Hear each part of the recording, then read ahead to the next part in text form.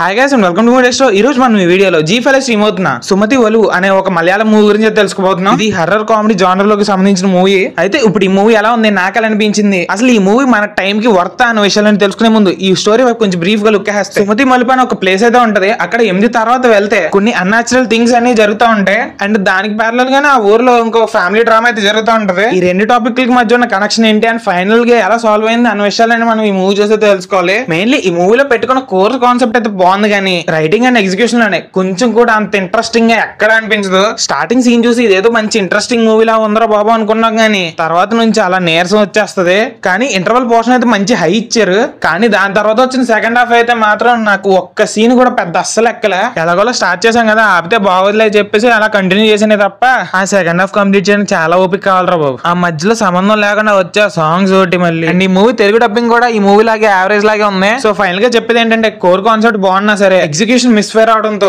ఇది మన పేషెన్స్ అయితే టెస్ట్ చేస్తుంది.